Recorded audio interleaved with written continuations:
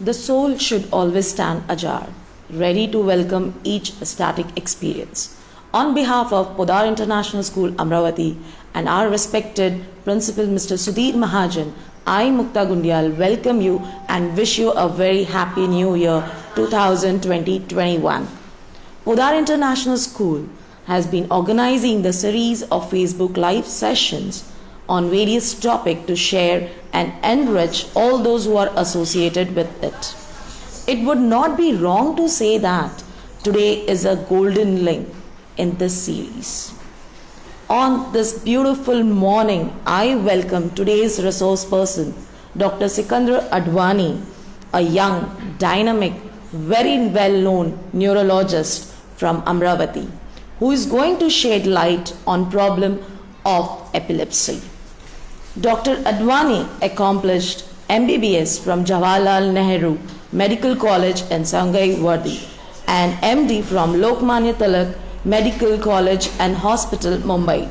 He further pursued DM Neurology from National Institute of Mental Health and Neuroscience, Bangalore, to gain deeper insight in diagnosing and treatment all categories of nervous system disorders. He bagged gold medal from Best Outgoing Resident NIMS 2013. Dr. Advani is presently associated with Radiant Super Hospital in Amravati. His accomplishment can be summed up with the quote of Jimmy Johnson: "The difference between ordinary and extraordinary is little that extra."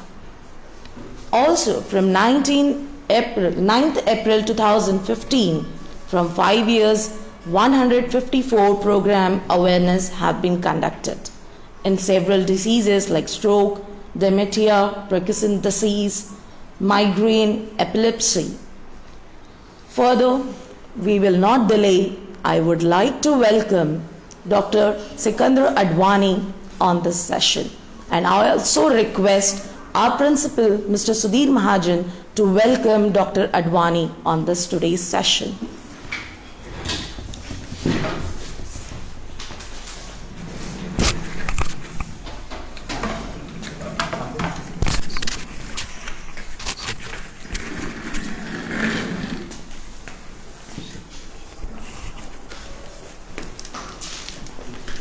Thank you. Thank you.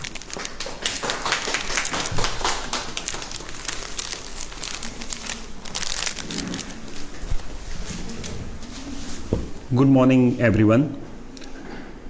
First of all, I would like to thank Podar International School for inviting me to deliver this lecture on epilepsy. Since there are so many parents also joined this program, I would like to share my experience on epilepsy in our native language, maybe Hindi and Marathi. Epilepsy, जिसको हम सामान्य तौर पे मिर्गी कहते हैं या मराठी में अपस्मार बोलते हैं, वो क्या है वो हमें समझना इसलिए ज़रूरी है क्योंकि बहुत सारे पेशेंट्स जो एपिलेप्सी के होते हैं उन्हें खुद को और कभी कभी उनके पेरेंट्स को ये समझ नहीं आता कि वो मिर्गी से पीड़ित हैं, इसलिए डायग्नोसिस में डिले होता है और हमें पता ही नहीं चल पाता कि पेशेंट को मिर्गी है, और जैसे जैसे वो डिले होता है तो वैसे वैसे ब्रेन के सेल्स डिस्ट्रॉय होने लगते हैं। सबसे पहले जो इम्पोर्टेंट बात है वो मैं आपको बताना चाहूँगा कि एक मिर्गी का दौरा अपने ब्रेन के 30 से 40 हज़ार सेल्स जो न्यूरॉन्स बोलते हैं वो उन्हें डिस्ट्रॉय कर देता है, और जितना जितना उसको अपने को मिर्गी आएगी उतने उतने सेल्स डिस्ट्रॉय होते हैं। और हमें सबको पता होना चाहिए कि एक बार ब्रेन के सेल्स डिस्ट्रॉय हुए तो वापस रिग्रो नहीं होते।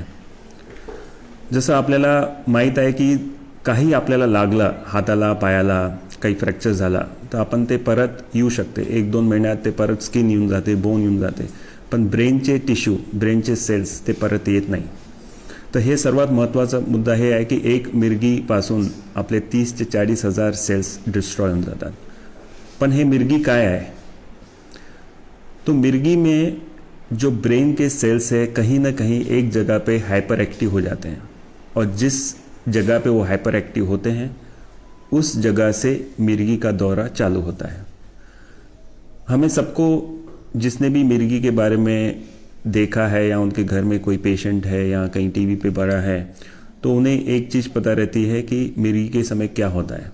तो जो कॉमन सिनारियो है वो ये है कि आंखें ऊपर हो जाती है, मुंह से फेस आता है, मुंह से झाग आता है, एक साइड हाथ पांव हिलने लगता है और पेशेंट धीरे धीरे बेहोश हो जाता है। लेकिन जो छोटी छोटी मिर्गी है वो हमें नज़रअंदाज कर देते हैं। जैसे कि एक पेशेंट जो सिर्फ एक साइड देख रहा है, इस तरह से ऊपर देख रहा है, वो 2-3 सेकंड के लिए हो तो वो भी एक मिर्गी का प्रकार हो सकता है। कोई एक पेशेंट को सिर्फ एक हाथ हिलना चालू हो गया और वो एक कंटिन्यूस हाथ हिल रहा है तो वो भी एक मिर्गी का प्रकार हो सकता है। कभी कभी किसी को एक हाथ में सेंसेशंस आते हैं, अलग अलग प्रकार की, ज्याला आपण म्हणतो की मुंग्या येत आहे, एक हाताला अचानक मुंगी चालू झाली तर त्याला पण ते मिर्गीचं पहिलं सिम्पटम होऊ शकते। और कभी कभी क्या होता है कि ये पेशेंट नींद में होता है, नींद में मिर्गी आती है, तो उस समय अपने को पता ही नहीं चलता कि ये इस तरह से भी पेशेंट को मिर्गी आ सकती है। मिर्गी का जो प्रमाण है बच्चों में बहुत कॉमन है, और जिस तरह से हम देखते हैं तो एक जगह से एक्टिव होके, ब्रेन के एक सेल से एक्टिव होके वो धीरे धीरे पूरे ब्रेन में फैलता है। जैसे मैं जानना चाहूँगा कि सबसे इम्पॉर्टंट जो है, जब बच्चा पैदा होता है, जेव्हा डिलेवरी होते तेव्हा आपण त्याला इन्फंट म्हणतो इंग्लिश लँग्वेजमध्ये, जेव्हा ते निओनेट असते, इन्फंट असते, म्हणजे पहिला 1 वर्षाचं बाळ आपण त्याला निओनेट म्हणतो आणि नंतर इन्फंट म्हणतो।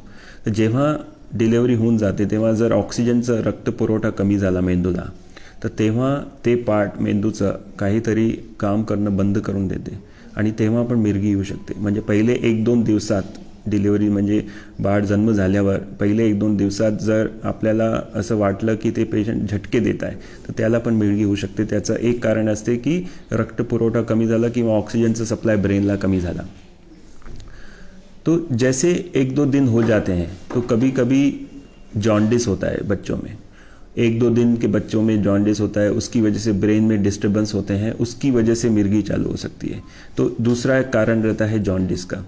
तीसरा एक कारण रहता है कि पैदा होने के बाद अगर माँ के शरीर में डायबिटीज़ है और वो बच्चे के इसमें इंसुलिन ज़्यादा हो गया तो शुगर कम होने की वजह से, जब हाइपोग्लाइसीमिया, शुगर कम होने की वजह से मिर्गी आने के चांसेस रहते हैं। तो पहले जो 6-7 दिन है जन्म के बाद, उसमें ये 3-4 कारण बहुत कॉमन है। कैल्शियम की कमी होना, शुगर की कमी होना, और अगर ब्रेन में ऑक्सीजन सप्लाई की कमी होना। फिर जैसे बच्चा बड़ा होता है, 8-10 दिन का होने लगता है, और उसके बाद में फिर पहले 2 महीने तक उसमें भी मिर्गी आने के कारण रहते हैं। उसमें क्या कारण हो सकते हैं कि अगर बच्चे को इन्फेक्शन हो गया, तो अगर डिलीवरी के समय ब्लड सप्लाई नहीं हुआ और बच्चे को अंदर कुछ ऐसा इन्फेक्शन है, वो इन्फेक्शन अगर कहीं और से ब्रेन में चला गया तो वो मिर्गी आने के चांस रहते हैं। तो जहाँ पे भी इन्फेक्शन बढ़ेगा वहाँ पे वो मिर्गी आने के चांसेस बढ़ेंगे। तो इसके बाद में जब बच्चा मे बी 5-6 महीने का हो जाता है तो एक जेनेटिक कॉजेस आने चालू हो जाते हैं जिसके कारण मिर्गी आने के चांस रहते हैं। तो ये जो कारण है, इसमें क्या होता है कि कभी कभी माँ बाप में या पूरी फैमिली में किसी को मिर्गी की बीमारी रहती है और वो बच्चे में ट्रांसफ़र होती है, तो वो कभी कभी पहले 5-6 महीनों तक वो अपने को दिख सकती है। इसमें अपने को समझने की बात यह है कि 2 प्रकार की मिर्गी हो सकती है ये पहले 6-7 महीनों बच्चों तक। एक तो ये है कि जिसको अपन बिनाइन एपिलेप्सी बोलते हैं, कि जिसमें कोई डरने वाली बात नहीं, कि वहाँ पेशेंट को बच्चे को 1-2 बार झटके आए, लेकिन वो मिर्गी है या मिर्गी नहीं है वो तो एक डॉक्टर ही बता पाएगा। लेकिन मोस्टली ये बच्चों को 2-3 बार आता है और धीरे धीरे जैसे जैसे बड़े होते हैं, वो 1 साल के हो जाते हैं, तो वो निकल जाता है। कुछ सीरियस प्रॉब्लम्स आते हैं, कुछ मिर्गी के प्रकार जो होते हैं बहुत सीरियस होते हैं, स्पेशली पहले 6 महीने में, जैसे कि एक वेस्ट सिंड्रोम करके है या लेनॉक्स गैस्ट्रॉट सिंड्रोम है। ये जो सिंड्रोमिक एपिलेप्सिस हैं जिसको अपन मिर्गी बोलते हैं, तो ये थोड़े सीवियर प्रकार के रहते हैं। इसमें ब्रेन में डैमेज होने के कारण ये मिर्गी होती है। इन बच्चों को पहले महीनों से ही सीवियर प्रॉब्लम्स होने लगते हैं, यानी उनकी जो ग्रोथ है वो धीरे धीरे कम होने लगती है।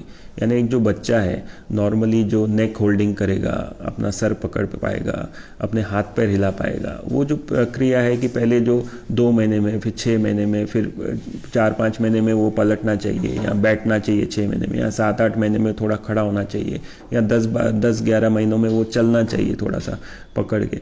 तो ये जो नॉर्मल डेवलपमेंट है वो डिले हो जाता है, क्योंकि ब्रेन में डेवलपमेंट का प्रॉब्लम है। ब्रेन का कुछ पार्ट डेवलप नहीं हो रहा है, जिसकी वजह से बच्चा धीरे धीरे डिले हो रहा है। ऐसे बच्चों में मिर्गी जो है वो बहुत सीवियर प्रकार की रहती है, और ऐसे बच्चों में हम जिसको बोलते हैं सब नॉर्मल इंटेलिजेंस, उनका इंटेलिजेंस नॉर्मल नहीं रहता, और धीरे धीरे उनकी मिर्गी अगर कंट्रोल नहीं हुई दवाई से तो फिर बहुत सीवियर स्टेजेस ले लेती है। तो ऐसे कुछ सिंड्रोम्स हैं। हमको जो समझना है वो ये है कि इन पेशेंट्स को अपने को 2 प्रकार की मिर्गियों में फ़र्क आना चाहिए, ताकि हम बच्चों को और उनके पेरेंट्स को हम सही ढंग से बता पाएँ कि ये बच्चे को ये प्रॉब्लम फ्यूचर में आ सकती है, या इसका अभी से ये इलाज करना चाहिए। अगर हम बात करें कि 1 से 2 साल के बच्चों की, तो 1 से 2 साल के बच्चों में भी ये कॉमन बीमारियां, मिर्गी की जो बीमारी है वो अलग अलग प्रकार से हो सकती है। एक तो ये है कि एब्सेंस एपिलेप्सी बोलते हैं जिसको, वो स्कूल के बच्चों में भी होती है। वो सबसे इम्पॉर्टेंट इसलिए है क्योंकि वो समझ में थोड़ा लेट होती है, क्योंकि उसमें बच्चों को टिपिकल मिर्गी के जो फीचर्स हैं वो नहीं होते। वो बच्चों में कॉन्सन्ट्रेशन की कमी हो जाती है।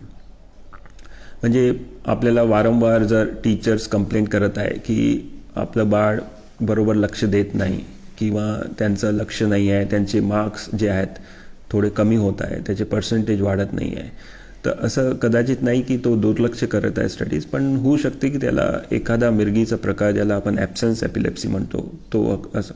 तर यामध्ये टीचर्सचं खूप महत्त्व असते। टीचर्स को अगर पता है कि ऐसे बच्चों में अपन ने क्या देखना है कि जैसे कुछ बच्चे अगर वो 1-2 सेकंड के लिए कंसंट्रेशन ब्रेक हो रहा है उनका, यानी टीचर पढ़ा रहे हैं और अगर उनका कंसंट्रेशन 1-2 सेकंड के लिए वो स्टेयरिंग लुक दे रहे हैं, एक जगह देख रहे हैं, या फिर थोड़ा सा हाथ से पेन छूट रहा है उनका, और वो 1-2 सेकंड का रहता है इसलिए अपन उसको नज़रअंदाज करते हैं। लेकिन ऐसे बहुत सारे बच्चों में हमने देखा है कि उनको एक प्रकार की एपिलेप्सी रहती है जिसको एब्सेंस एपिलेप्सी बोलते हैं, और वो इसलिए ज़रूरी है क्योंकि उसका डायग्नोसिस बहुत सिंपल है और ईईजी पे वो टिपिकली हमको पता चल जाता है। और सबसे इम्पोर्टेंट बात यह है कि एक दवाई उसके लिए स्पेसिफिक है, अगर वो हमने चालू कर दी तो वो बच्चे तुरंत ही यानी विदिन 24 आवर्स वो इम्प्रूव हो जाते हैं और उनको कभी भी एपिलेप्सी नहीं आती, लेकिन दवाई उनको बहुत समय तक लेनी पड़ती है। और वो दवाई लेने के बाद उनका करियर इम्प्रूव हो जाता है, और उनका जो बोलने का ढंग है स्कूल में, उनका जो बिहेवियर है स्कूल में, उनका जो कॉग्निशन लेवल है, इंटेलेक्चुअल लेवल है, और जो स्टडीज़ में उनकी पढ़ाई का लेवल है वो बढ़ने लगता है। तो ये जो बच्चे हैं ये सबसे इम्पॉर्टेंट है, इसमें पेरेंट्स को समझना है, इसमें टीचर्स को समझना है कि ये बच्चों में हम क्या करना चाहिए और ऐसे बच्चों को कैसे पिकअप करना चाहिए। तर सर्वात महत्त्वाचं हे आहे की जर आपलं बाळ लक्ष देत नाही आहे, त्याला वारंवार काहीतरी असं आपण सकाळी उठून जर कप हातातून सुटत असेल किंवा पेन लिहिताना हातातून पेन निसटत असेल आणि 1-2 सेकंडसाठी असे झटके देत असेल तर होऊ शकते की त्याला ॲब्सेंस किंवा मायोक्लोनिक एपिलेप्सी प्रकार आहे, आणि ते म्हणजे युजली हेच वयामध्ये होते, 4-5 वयाच्या वर्षांमध्ये होते। ये एपिलेप्सी ध्यान में आते से ही इसका बहुत अच्छे से ट्रीटमेंट हो जाता है और ऑलमोस्ट नॉर्मल लाइफ जीते हैं ऐसे बच्चे। इसके अलावा जो एक प्रकार रहता है जिसको अपन बिनाइन एपिलेप्सी बोलते हैं, बिनाइन एपिलेप्सी विथ सेंट्रोटेम्पोरल स्पाइक्स, वो एक मेडिकल टर्म है। वो बच्चे 3 से 6 की एज में ऐसे बच्चों को होता है, यूजुअली नाइट में होता है। अगर आपके बच्चों में या किसी को देखते हैं कि रात में सोते समय किसी को झटके आ रहे हैं, और सिर्फ झटके नहीं, कभी कभी उसमें हाइपर सलाइवेशन होता है, यानी बहुत सारा झाग आ रहा है मुझसे, खूब तोंडातून फेस येता है जेव्हा पेशेंट झोपत है, तो वो इस प्रकार की एपिलेप्सी नाइट में होती है। और वो जब बार बार होने लगती है तो उसको टिपिकल डायग्नोसिस हमें आसानी हो जाती है अगर टिपिकल पेशेंट ने हिस्ट्री दिया तो, और उसका ईईजी पे हमें कंफर्म हो जाता है कि उसको कौन से प्रकार की एपिलेप्सी है, और वो भी एक दवाई से एकदम ठीक हो जाती है। और वो धीरे धीरे वो जैसे ही बच्चा 10-11 साल का होता है तो वो एपिलेप्सी धीरे धीरे कम होके निकल जाती है। इसके अलावा जो एक नॉर्मल बहुत कॉमन एपिलेप्सी जो हम सिनारियो देखते हैं इंडिया में, अगर मैं आपको बता दूं कि इंडिया में हर 1000 में से एटलीस्ट 5 से 20 लोगों को एपिलेप्सी की बीमारी होती है और वो बच्चों में बहुत कॉमन है। उनका एक स्टेज है एपिलेप्सी का, जैसे कि फर्स्ट 15 ईयर्स और बाद में 45 ईयर्स के बाद। तो ये दो जो एज ग्रुप्स है यहाँ पे मिर्गी के दौरे बहुत कॉमन रहते हैं। तो जो बच्चों में मैं दूसरी बात कर रहा था कि किस प्रकार का एक दूसरा एपिलेप्सी है, उसको बोलते हैं febrile seizures. Febrile seizures, febrile यानी फीवर और सीजर्स यानी मिर्गी। तो जो बुखार के साथ आने वाली मिर्गी रहती है उसको हम फिब्राइल सीजर बोलते हैं। इसके बारे में जान लेना बहुत ज़रूरी है क्योंकि ये टिपिकली 3 से 5 वर्ष के बच्चों में होती है। इसमें जैसे ही बच्चे को बुखार आता है किसी भी कारण से, कोई भी इन्फेक्शन के कारण से, तो वो बुखार की वजह से पेशेंट को मिर्गी आती आहे। ताप आला, त्याने झटके दिलं चालू झाले आणि नंतर पेशंट बेशुद्ध झाला, हे नॉर्मल हिस्ट्री असते या पेशंट्सची। म्हणजे ताप कसं की जेव्हा पण खूप ताप वाढून जातो 101, 102, 103, जे तापचं पीक असते, जेव्हा पीक येऊन जाते तेव्हा पेशंटला फिट्स येते। ये मिर्गी का जो प्रकार है जिसको अपन फिब्राइल सीजर्स बोलते हैं, ये बहुत कॉमन है। इंडियन सिनारियो में और भी ज़्यादा कॉमन है और इसमें सबसे जो अपने को याद रखने लायक बात यह है कि सबसे पहले बच्चे को अगर ऐसा कभी हुआ है तो उसको अगली बार जब भी बुखार आता है किसी भी कारण से, उसको जल्दी से बुखार कम करने की अपने को गोली देनी पड़ती है। क्योंकि कभी कभी क्या होता है कि अगर उसको बच्चे को ये 3 से 4 या 5 बार ज़्यादा हो गया तो वो बुखार की वजह से जो फिट्स आते हैं उससे अपने ब्रेन में एक चेंजेस आते हैं। एक हिप्पोकैम्पस नाम का ऑर्गन रहता है ब्रेन में जो कि डैमेज हो जाता है और ऐसे बच्चों को फिर वो जब 15-20 साल के ऊपर हो जाते हैं तो ऐसे बच्चों को फिर एक रिफ्रैक्टरी एपिलेप्सी हो सकती है, यानी ऐसी एपिलेप्सी जो कि दवाइयों को रिस्पॉन्ड नहीं करती। फिर उसके लिए अपने को ऑपरेशन या सर्जिकल इंटरवेंशन करना पड़ता है। तो फिब्राइल सीजर्स जो है, जो बुखार से मिर्गी होने के कारण है, वो बहुत महत्व का है। उस पेशेंट्स में हम क्या करते हैं कि जैसे ही हम सभी को जो पेशेंट्स के रिलेटिव्स हैं उनको बता देते हैं कि किसी भी प्रकार का बुखार आया तो उसको इमीडिएटली अपने को कम करना है। और वो बुखार के दरमियान हम फिट्स की जो गोली रहती है वो 3 दिन के लिए देते हैं और फिर धीरे धीरे जैसे जैसे पेशेंट बड़ा होता है, यूजुअली 5 साल के बाद ये जो फिट्स है फिब्राइल सीजर्स जिसको बोलते हैं वो वापस नहीं आते। लेकिन जैसे मैंने बताया है कि 5 से 10% पेशेंट्स में ये बच्चों को हिप्पोकैम्पस ब्रेन में डैमेज होने के कारण फ्यूचर में जब वो बड़े होंगे तब वो एपिलेप्सी वापस आने के चांसेस रहते हैं और वो एपिलेप्सी थोड़ी सी डेंजर टाइप की एपिलेप्सी होती है। तो इसके बारे में हमें समझना ज़रूरी है कि कोई भी बच्चे को ऐसा मिर्गी आया बुखार के साथ तो तुरंत हमें एक संपर्क करके हमें उसका पूरा इवेल्युएशन करके बता देना पड़ता है। जो इसके अलावा जो कॉमन एपिलेप्सी है बच्चों में वो है न्यूरोसिस्टिक सर्कोसिस।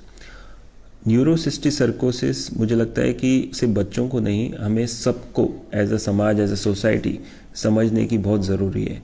न्यूरोसिस्टिक सर्कोसिस यानी कि एक पैरासाइट की वजह से फिट्स आना, यानी ऐसी फिट्स है जिसको हम आराम से कंट्रोल कर सकते हैं। हमें ही नहीं, हमारे बच्चों को ही नहीं, हम सोसाइटी में कंट्रोल कर सकते हैं। तो क्या है ये पैरासाइट? ये एक पैरासाइट है जिसका नाम रहता है टीनिया सोलियम। ये एक पैरासाइट यानी एक जंतु है। ये जंतु हमारे बॉडी में जाता है, वो बॉडी में जाके सीधा ब्रेन में घुसता है और वो ब्रेन में घुसने के बाद वहाँ पे वो स्वेलिंग पैदा करता है और जिसकी वजह से एपिलेप्सी आती है। और ये बहुत बहुत कॉमन है, यानी अनहाइजीनिक स्टेटस, जहाँ पे भी बच्चों की साफ सफाई में कमी होती है, जहाँ पे भी अपनी सोसाइटी में साफ सफाई की कमी होती है, वहाँ पे ये एपिलेप्सी जिसको अपन न्यूरोसिस्टिक सर्कोसिस बोलते हैं वो बहुत कॉमन है। ये सबसे पहले लैटिन अमेरिका में, अफ्रीका में, इंडिया में, ये ऐसे देशों में जहाँ पे डेवलपिंग और जहाँ पे सैनिटाइजेशन का अभाव है वहाँ पे ये एपिलेप्सी बहुत कॉमन है। तो इसमें जो जंतु है वो पिग्स में रहता है। तो ये पिग्स में जंतु रहता है और जहाँ पे भी जिसी मनुष्य में जाता है तो वो क्या है कि मोशंस के जरिए जब अपन लैट्रिन करते हैं उसके ज़रिए वो बाहर निकलता है। और जहाँ पे भी डेफिकेशन ओपन होता है, जहाँ पे टॉयलेट की सुविधा नहीं है, हमने देखा है कि जो शौचालय बनाने का प्रोग्राम है गवर्नमेंट का, बहुत ही ज़रूरी है वो प्रोग्राम, इसलिए क्योंकि वो डेफिकेशन में जैसे जिस पेशेंट को न्यूरोसिस्टिक सर्कोसिस है वो पेशेंट अपने लैट्रिन में वो जंतु छोड़ता है, और वो जंतु जब भी अगर अनहाइजीनिक स्टेटस हो, जहाँ पे खेत खलियान हो, जहाँ हमने सब्जियाँ लिए हैं या सब्जी वालों ने अच्छे से हाथ नहीं धोए, या सब्जी अपन ने लिया और उसको अपन ने बिना अगर धोए ऐसे खा लिया, तो वो जो जंतु है उसके ऊपर है तो वो अपने शरीर के अंदर चले जाता है। और एक बार वो शरीर के अंदर चला गया तो वो अपने पेट में, इंटेस्टाइन में वहाँ पे ग्रो होता, और वहाँ पे वो एक एक दिन में लाखों करोड़ों और जंतु पैदा करता है, और फिर वो अपने स्टूल्स के ज़रिए, डेफिकेशन के ज़रिए वो बाहर निकलते हैं। और हमने अगर हमारे अपनी सुरक्षा, अपना हाइजीन स्टेटस नहीं मेंटेन किया तो हम वो सोसाइटी में फैला सकते हैं। तो इसके लिए बहुत कई उपाय किए हैं गवर्नमेंट ने, सभी मेनली जो हाइजीन है, जो पिग्स खाते हैं उनके इसमें होने के चांसेस रहते हैं, जो हाइजीन मेंटेन नहीं करते उनके इसमें चांसेस रहते हैं। तो जैसे ही ये जंतु अपने पेट में जाता है, वहाँ पे इंटेस्टाइन के ज़रिए ब्लड में घुसता है, और ब्लड के ज़रिए वो अपनी आँख में या मसल्स में या ब्रेन में घुस सकता है। एक बार ब्रेन में घुस जाने के बाद वो जंतु क्या करता है कि वहाँ पे इन्फ्लामेशन प्रोड्यूस करता है, यानी वहाँ पे सूजन पैदा करता है। वो सूजन पैदा होने के बाद में धीरे धीरे जैसे सूजन बढ़ती है वो पेशेंट को फिट्स आते हैं। अब वो फिट्स कैसे आएंगे, वो एक जगह कौन से ब्रेन के कौन से हिस्से में वो गया है उस हिसाब से वो अपने को फिट्स के जो है सिम्पटम्स दिखेंगे। त्याचे म्हणजे वेगवेगळे सिम्पटम्स असतात। जर ते पुढच्या ब्रेनमध्ये गेला तर एका हातापायाला म्हणजे कंटिन्यूस झटके येतात, पेशंट बेशुद्ध पडते, म्हणजे डोळे पांढरे करून देतात पेशंट्स, आणि खूप तोंडातून फेस येते। कधी कधी काय असते की हा जे सिस्टिक सर्कोसिस आहे हे फक्त डोळ्यामध्ये जाते तर आपण अंधार होऊ शकते, म्हणजे ब्लाइंडनेस कॉज करू शकते सिस्टिक सर्कोसिस। कधी कधी मसल्समध्ये जाते तर त्यामध्ये प्रॉब्लेम मसल्समध्ये पेन होते। तो ये जो सिस्टिक सर्कोसिस है जो बहुत कॉमन है, बच्चों में बहुत कॉमनली मिलता है, तो इसको अपन नेचुरली अवॉइड कर सकते हैं। अवॉइड कैसे कर सकते हैं, तो अपने को सिर्फ जो बेसिक स्टेप्स जो हम सभी स्कूल्स में आजू बाजू में पढ़ते हैं, तो वो स्टेप्स ये है कि अपना हाइजीन मेंटेन कीजिए। कोई भी सब्जी अपन लेके आते हैं, भले वो हरी सब्जी हो कुछ हो, उसको अच्छे से धोइए, उसको अच्छे से धोने के बाद उसको सेवन कीजिए। अगर कोई पिग्स का सेवन करता है तो उन्होंने उसको अगर प्रॉपरली उसको न्यूट्रलाइज नहीं किया तो वापस से उनको होने के चांसेस रहते हैं। और सिंपली है कि डेफिकेशन जो है वो शौचालय में ही होना चाहिए। और उसके अलावा इन सब चीज़ों का अगर हमने ध्यान दिया और सोसाइटी में इसका अपन ने अवेयरनेस बढ़ाया तो हो सकता है कि हम ऐसे प्रकार की जो मिर्गी होती है वो हम कम कर पाएँ सोसाइटी में। तो ये हो गया एक न्यूरोसिस्टिक सर्कोसिस के बारे में जो कि मिर्गी कॉज करता है। दूसरे जो एक प्रकार की जो फिट होती है वो होती है जनरलाइज्ड कन्वर्जन। जनरलाइज यानी जेनेटिक एपिलेप्सिस होती है। जेनेटिक एपिलेप्सी किस प्रकार का होना चाहिए कि उसमें दोनों झटके आते हैं, हाथों पैर दोनों झटके देते हैं और पेशेंट कंटिन्यूस झटके होने के बाद में पेशेंट बेहोश हो जाता है। ऐसे जो पेशेंट्स होते हैं उनको कुछ न कुछ कारण रहता है मिर्गी आने का, यानी उनको बचपन में कहीं ब्रेन में मार लगी रहती है, या उनको जेनेटिक कॉज रहता है जिसमें उनके माता पिता या दादा दादी या चाचा किसी में वो जीन्स आए हैं जो एपिलेप्सी कॉज करने वाले जीन्स हैं, और वो जीन्स उनके बच्चों में भी आ गए हैं जिसकी वजह से वो मिर्गी या एपिलेप्सी हो सकती है। इसको एक जो मिर्गी के प्रकार है वो अगर अपन डिवीजन करें तो ब्रॉडली वो दो ही डिवीजन होते हैं। एक तो है कि जनरलाइज जिसमें पूरा हाथ पैर हिलता है, और दूसरा है कॉम्प्लेक्स पार्शियल सीजर्स यानी पार्शियल सीजर्स जिसमें कि बॉडी का एक पार्ट कहीं ना कहीं इन्वॉल्व होता है और पूरी तरह से बेहोश नहीं होता। तो इसमें जो कॉम्प्लेक्स पार्शियल सीजर्स है वो भी बच्चों में कॉमन है। उसमें क्या होता है कि एक बच्चा जो कि उसको समझता है कि अब मुझे मिर्गी आने वाली है, जसं त्याला असं वाटणार की मला चक्कर येत आहे का, मला दिसायला त्रास होत आहे का, मला म्हणजे बोलताना म्हणजे काहीतरी वेगळं आवाज येत आहे का, डेजा वू जिसको बोलते हैं कि पुरानी जो चीज़ें हुई है वो मुझे वापस से दिख रही है, ऐसा लगता है कि ये चीज़ मेरे साथ पहले भी हुई है, तो ये ऑरा बोलते हैं अपन इसको। तो ऑरा यानी कि वो पार्ट एपिलेप्सी का जो पेशेंट को खुद को पता रहता है कि मुझे क्या हुआ था। ऑरा के बाद जो अटैक आता है एपिलेप्सी का वो यूजुअली पेशेंट्स को पता नहीं रहता, वो अपने को विटनेस को पता रहता है। तो जो विटनेस रहते हैं, जो आजू बाजू में देखते हैं पेशेंट्स को, उनकी जो हिस्ट्री है वो बहुत इंपॉर्टेंट है। इसलिए घर में अगर कोई किसी को मिर्गी की बीमारी है या फिर आप अगर ये प्रोग्राम देखें तो अगर आप कभी भी ऐसे कुछ नोटिस करें किसी में, तो आप उसको इम्पॉर्टेंट है कि बारीकी से देखें कि कौन सा हाथ पैर हिल रहा है, कौन से साइड में उनकी मुंडी घूम रही है, कौन से साइड में उनकी आंखें जा रही है, कौन से साइड का हाथ उनको हिल रहा है और कौन से साइड में उनको ऊपर नीचे जो झटके आते हैं कौन से साइड में ज़्यादा आ रहे हैं।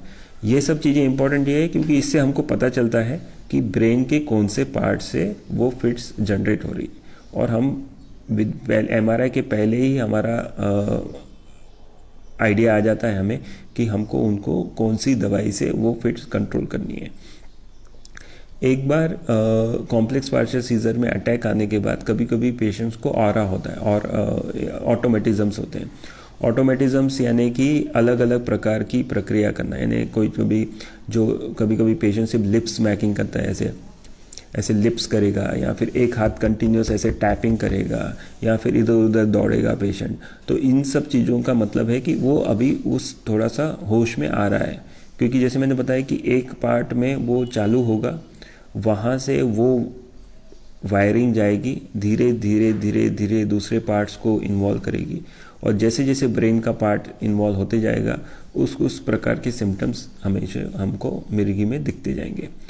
तो ये जो इम्पोर्टेंट है एनालिसिस का, वो विटनेस का इम्पोर्टेंस ये है। इसलिए हम कभी भी एपिलेप्सी के पेशेंट्स, जो मिर्गी के पेशेंट्स रहते हैं, उनके जो विटनेसेस हैं उनको हमको डिटेल में पूछना पड़ता है ताकि हम उसकी प्रकार की ये जो दवाइयाँ हैं, कौन सी दवाई देनी है उस प्रकार के हम देखें।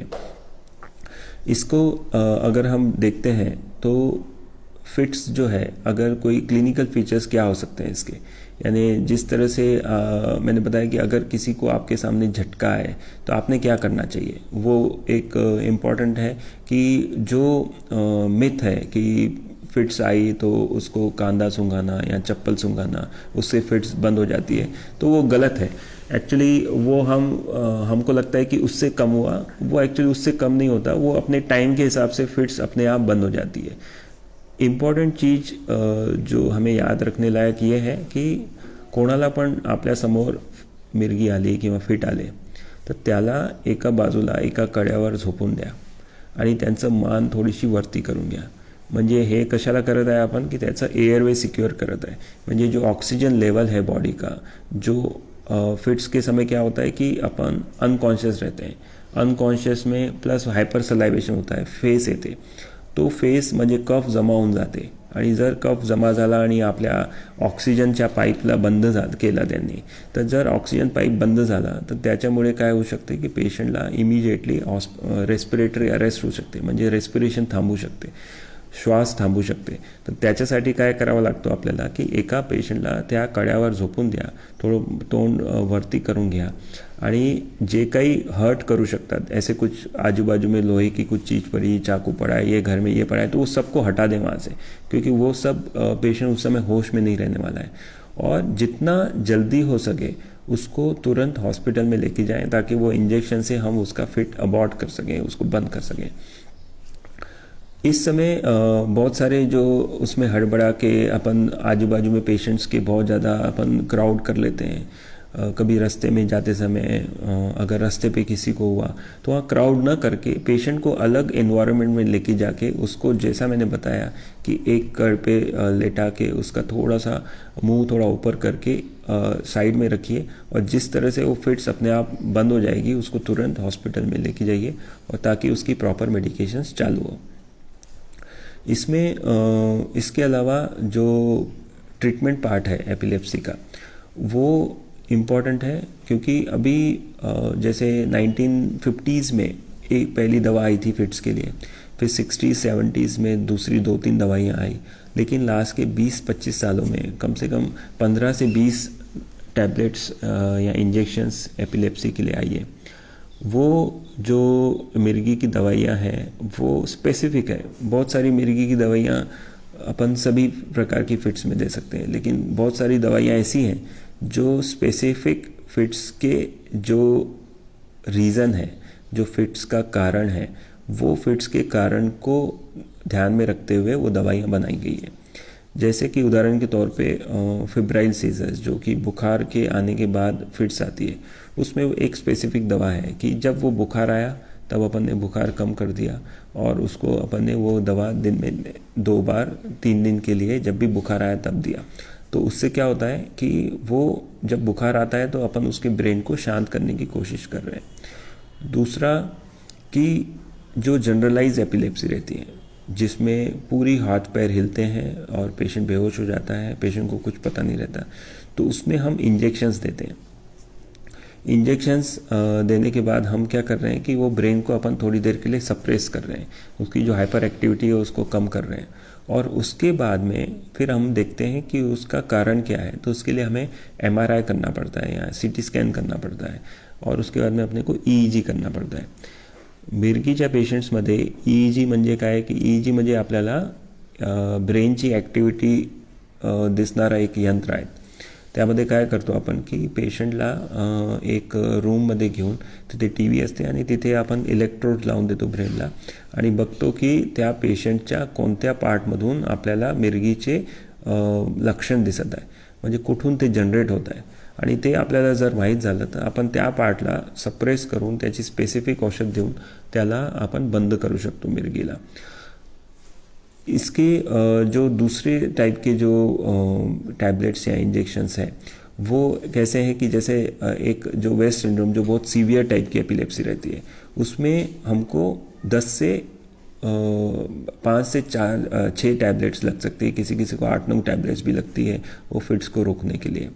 तो हमें जो समझना है कि 50 से 75% पेशेंट्स, 80% पेशेंट्स तक, सो 50 to 80% पेशेंट्स जो फिट्स के रहते हैं वो साधारण 1 या 2 गोली पे कंट्रोल में आ जाते हैं। जो 75 से 90% पेशेंट्स रहते हैं उनमें कभी कभी 2 या 3 दवाइयाँ लगती हैं, लेकिन 5 से 10% पेशेंट्स ऐसे पेशेंट्स रहते हैं मिर्गी के जो कि दवाइयों से कंट्रोल नहीं होते, और बहुत सारी दवाइयाँ ट्राई करने के बाद भी अगर फिट्स कंट्रोल नहीं हो रही है तो फिर हमें क्या करना पड़ता है कि हमें उसको एक MRI का इवेल्युएशन करके, EEG का इवेल्युएशन करके ये देखना पड़ता है कि कहीं ये पेशेंट सर्जरी के लायक तो नहीं, कहीं ये पेशेंट को सर्जरी लग सकती है।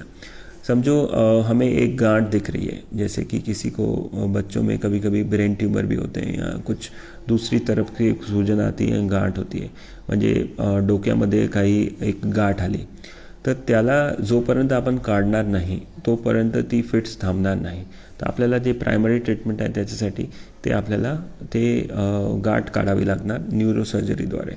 तर एक हे झालं। दुसरं की कधी कधी वायरिंग खूप वेगवेगळी असतात, मेंदूमध्ये खूप व्हेरायटीची वायरिंग असते, आणि जर ते वायरिंग बिघडली तर ते वायरिंगचे केमिकल्स त्याच्यामध्ये इम्बॅलन्स झाला तर त्याच्यामुळे पण फिट्स येऊ शकते। तर त्याला आपण काय करतो, सर्जरीनी ते आपण वायरिंग कापून टाकतो।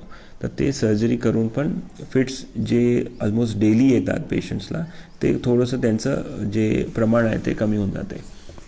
तीसरं कि जो सर्जरी है वो स्पेसिफिक, जैसे जो मैंने बताया कि बुखार के आने के बाद जो फिट्स आती है उसमें कभी कभी बच्चों में बड़े होने के बाद एक हिप्पोकैम्पस नाम का जो ऑर्गन है ब्रेन के अंदर एक पार्ट है वो डैमेज होने के बाद में वहाँ से जो फिट्स तैयार होती है वो यूजुअली दवाइयों को रिस्पॉन्ड नहीं करती, तो उसके लिए भी अपने को सर्जरी लगता है। तो ये सर्जरी वाले जो पेशेंट्स रहते हैं 5 से 10% रहते हैं, लेकिन मेन जो कारण है एपिलेप्सी का वो अपन दवाइयों से बंद कर सकते हैं।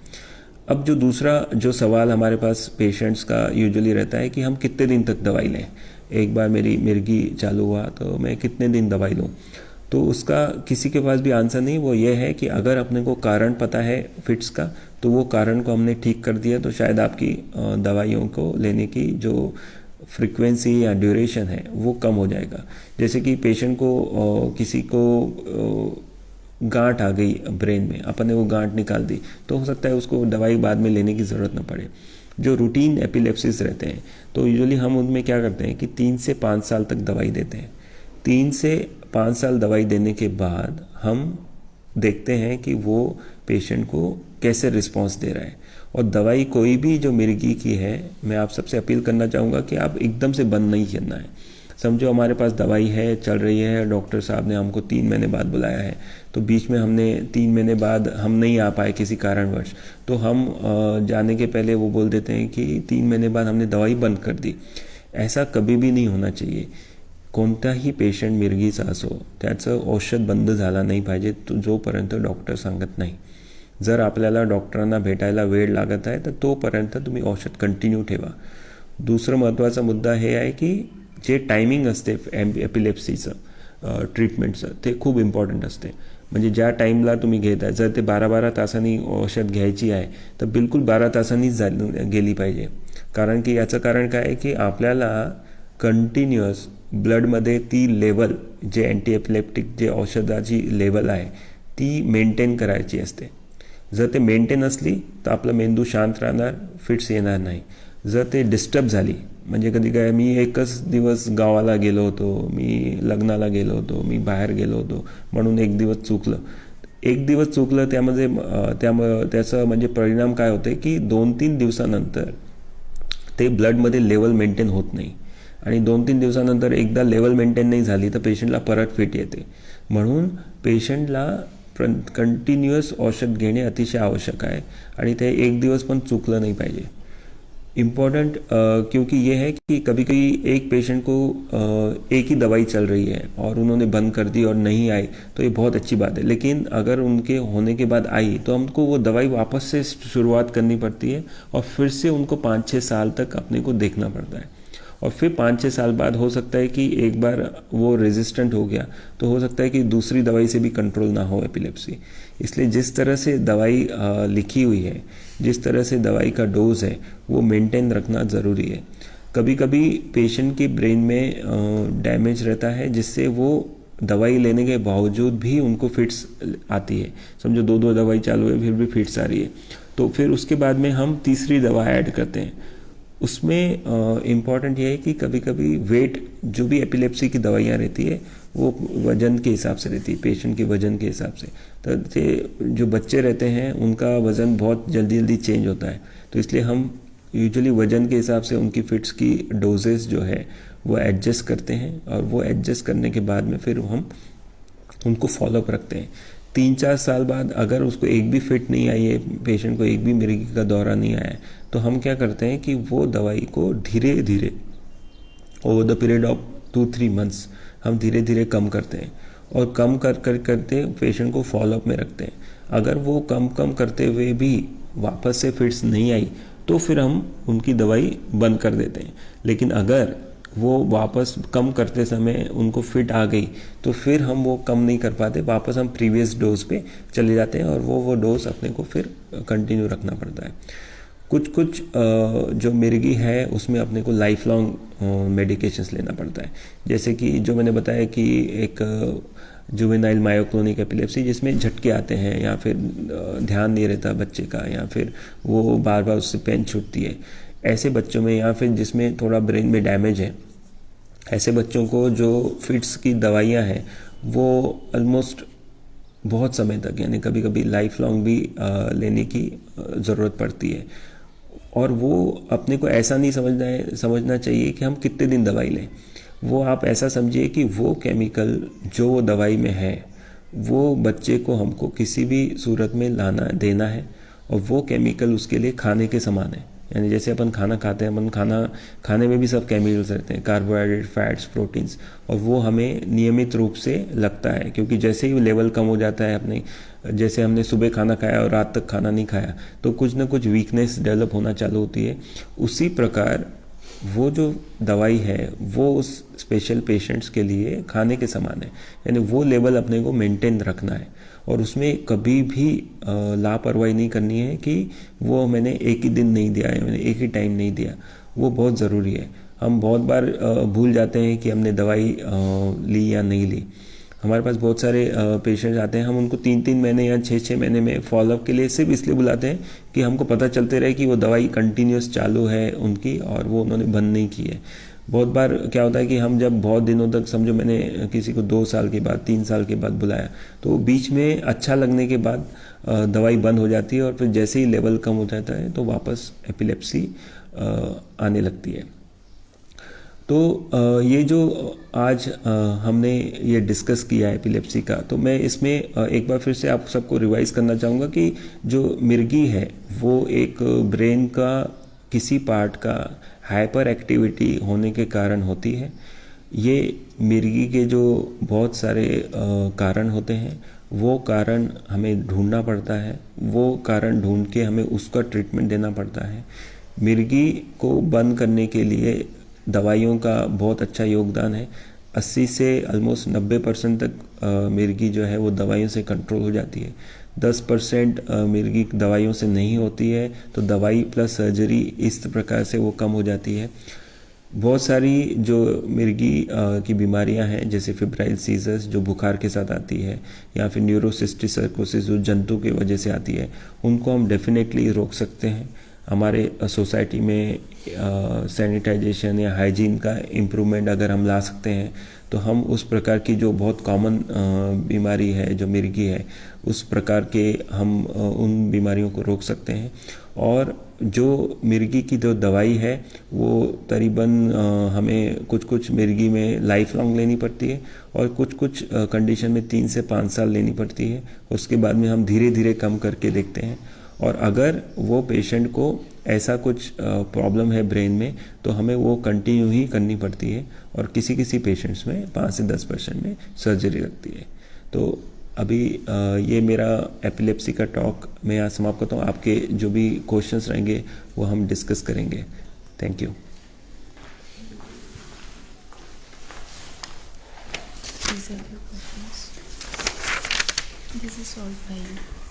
From question number 2 and this. तो हमारे दर्शकों ने कुछ क्वेश्चंस जो पूछे हैं वो ये है कि are there special concerns for women who have epilepsy. So women with epilepsy is totally a different topic and I think women with epilepsy last month only we had done one seminar on women with epilepsy. They have a special concerns because there are hormones are involved. There is menarche phase, there is a menopause phase, and sometimes the women get epilepsy during pregnancy. So we have to be very careful because all the drugs which we give for pregnancy, they cause some defect in the child if not taken care of properly. So we have to choose very carefully and we have to monitor the patient while pregnancy and after delivery, and we have to adjust the medications as per the patient, and then we have to see whether it concerns. If the woman has epilepsy during the reproductive age group, then there are specific medications which cannot be given, and we have to modify those medications as per the patient. Then the other question is, if someone have epilepsy, can he or she exercise and play sports? Yes, very good question, and I think definitely they can play.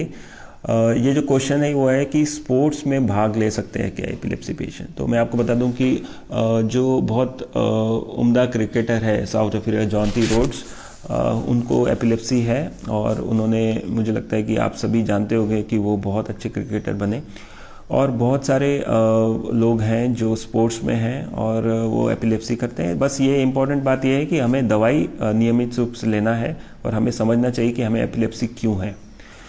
फिर एक question है कि what is the difference between seizure and epilepsy. So it is a very good question. Actually seizure means any episode of epilepsy. Epilepsy is a syndrome. Basically, if the seizure is occurring regularly, repeatedly, then we call it epilepsy.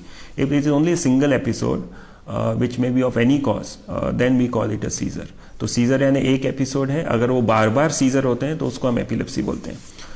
Can epilepsy occur in any part of our body and can it damage the mental and physical health? Definitely. It is asked by Manju Ghuge. Basically, it can damage any part.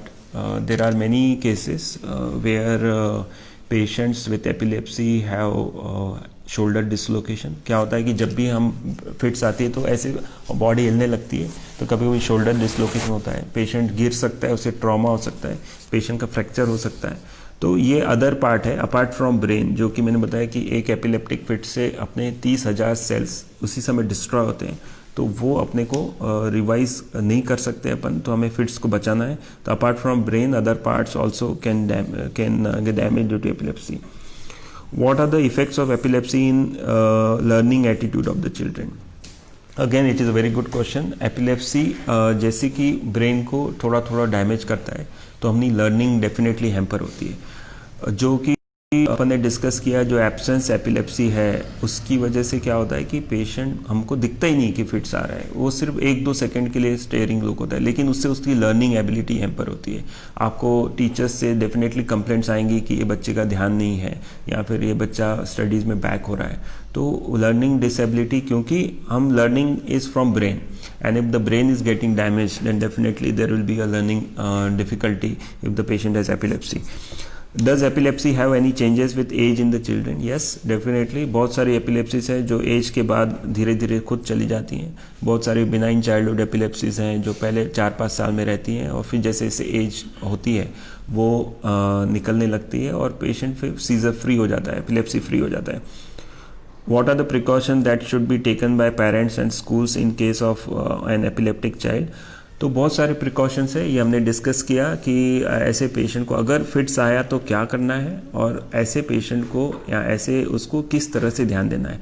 Specially definitely जिसको epilepsy है, सभी teachers को, schools में सभी parents को, आजू बाजू neighbourhood में सबको पता होना चाहिए और वो उसको अपने हेल्दी वे से लेना चाहिए, उसको स्टिग्मा नहीं लगाना चाहिए.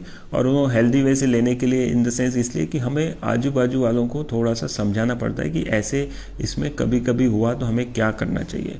क्योंकि अगर वो पेशेंट को हमें लर्निंग डिसेबिलिटी से बचाना है तो उसको डेफिनेटली वो जो स्टिग्मा है उससे भी बचाना है. तो ये जो इम्पैक्ट है ये हम सोसाइटी में ला सकते हैं एपिलेप्सी के लिए. Then there is one question: if in our feeling, if there is feeling burning sensation in both legs from many days, so can we say it is cause of epilepsy? It is by Shubhangi Thorat. I think no. Burning sensation दोनों पैरों में अगर हो रहा है बहुत दिनों से तो वो फिट्स नहीं है. डेफिनेटली फिट्स में कभी ना कभी पेशेंट को अनकॉन्शियसनेस हो सकता है. अगर दोनों साइड में बर्निंग फिट है तो उसके बाकी बहुत सारे कारण हैं जो हमें रूल आउट करने पड़ते हैं. शुगर सबसे कॉमन है, थायराइड एक बहुत सबसे कॉमन है, विटामिन B12 डेफिशिएंसी सबसे कॉमन है. अगर वो चीज़ें नहीं हैं तो फिर हमें बाकी की चीज़ों को उनको देखना पड़ता है. फिर एक क्वेश्चन है कि if a baby does not have problem of epilepsy from his birth but can it occur after some years of his age? Definitely. बहुत सारे फिब्राइल सीजर्स है जो जंतु के कारण एपिलेप्सी होती है, वो अपने को हेरिडिटरी नहीं होती, वो कॉज के कारण होता है. किसी बच्चे का ट्रॉमा हो गया, एक्सीडेंट हो गया, ब्रेन में इंजरी हो गई, किसी को शुगर कम हो गया, किसी का कैल्शियम कम हो गया, तो ये सब कारण है एपिलेप्सी के. His epilepsy hereditary? Definitely epilepsy hereditary होता है और बहुत सारे पेशेंट्स में हिस्ट्री रहती है. अगर उनके घर में किसी को एपिलेप्सी है तो डेफिनेटली उसको होने के चांसेस बहुत ज़्यादा है. Do epilepsy medications have any side effects? Yes, every medication is side effect. For that matter everything has side effect. I think अपन ज़्यादा खाना खा लेंगे तो उसका भी साइड इफेक्ट है, तो मेडिसिन का भी साइड इफेक्ट होना ही है. हर एक मेडिसिन का साइड इफेक्ट रहता है, क्योंकि अगर साइड इफेक्ट नहीं रहा तो इफेक्ट कैसे करेगा वो. तो अपने को बस इतना समझना है कि वो पेशेंट को उसके लिए उस समय सबसे बेस्ट मेडिसिन कौन सा है, और वो मेडिसिन का जो साइड इफेक्ट है यूजुअली डॉक्टर्स आपको बता देते हैं कि ये ध्यान रखना है. अगर वो चीज़ें नहीं होती, अगर पहले 1-2 महीने में, पहले 15 दिन में, हम यूजुअली मेडिसिन जो स्टार्ट करते हैं मेडिसिन एपिलेप्सी के लिए बहुत स्लोली ग्रेजुअली स्टार्ट करते हैं, यानी मे बी हाफ टैबलेट से स्टार्ट करेंगे, फिर धीरे धीरे 2-3 दिन में बढ़ाएंगे. वो इसलिए कि हमें पता होना चाहिए कि वो सूट हो रही है पर्टिकुलर पेशेंट को. तो डॉक्टर जज करेगा कि इस समय वो पेशेंट के लिए बेस्ट पॉसिबल मेडिसिन कौन सा है, वो मेडिसिन चालू करने के बाद अगर उसको कुछ उसके स्पेसिफिक नॉन साइड इफ़ेक्ट अगर आते हैं तो हमें वो मेडिसिन चेंज करना पड़ता है। जैसे कि प्रेगनेंसी में हम बहुत सारी एंटी एपिलेप्टिक दवा नहीं दे सकते, या फिर जो विमेन हैं, जो लड़कियां रहती हैं, जो रिप्रोडक्टिव एज ग्रुप में है, जिनकी शादी होने वाली है, तो उनको हम बहुत सारी दवाइयां नहीं देते, क्योंकि वो दवाइयों का असर ओवरीज पे पड़ता है और फिर उसमें बाद में डिलीवरी में दिक्कतें आती है, बच्चों में दिक्कतें आती है। तो उन पेशेंट्स में जो सेफ गोली है उनके लिए वो हम दवा चालू करते हैं डोज में, और फिर धीरे धीरे उस तरह से हम एडजस्ट करते हैं।